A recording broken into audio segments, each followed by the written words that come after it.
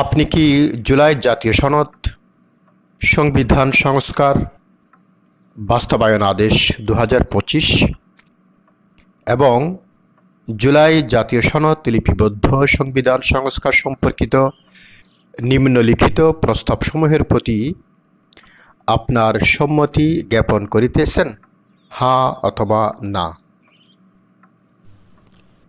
নির্বাচনকালীন তত্ত্বাবধায়ক সরকার, নির্বাচন কমিশন এবং অন্যান্য সাংবিধানিক প্রতিষ্ঠান জুলাই সনদে বর্ণিত প্রক্রিয়ার আলোকে গঠন করা হইবে। আগামী জাতীয় সংসদ হইবে ২ কক্ষ বিশিষ্ট ও জাতীয় সংসদ নির্বাচনে দলগুলোর প্রাপ্ত ভোটের অনুপাতে ১০০ সদস্য বিশিষ্ট একটি উচ্চকক্ষ গঠিত হইবে এবং সংবিধান সংশোধন করিতে হইলে উচ্চকক্ষের সংখ্যাগরিষ্ঠ সদস্যের অনুমোদন দরকার হইবে।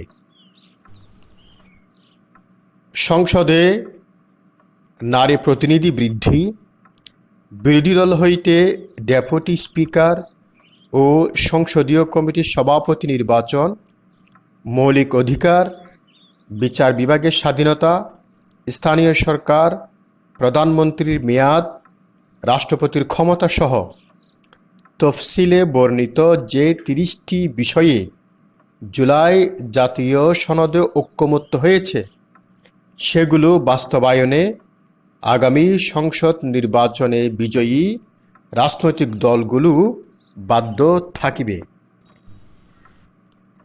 জুলাই জাতীয় সনদে বর্ণিত অপরাপর সংস্কার রাজনৈতিক দলগুলোর প্রতিশ্রুতি অনুসারে বাস্তবায়ন করা হবে। এই 4টি বিষয়ে যদি আপনারা একমত থাকেন তাহলে হ্যাঁ ভোট দিবেন, আর একমত না হলে না ভোট দিবেন। ধন্যবাদ।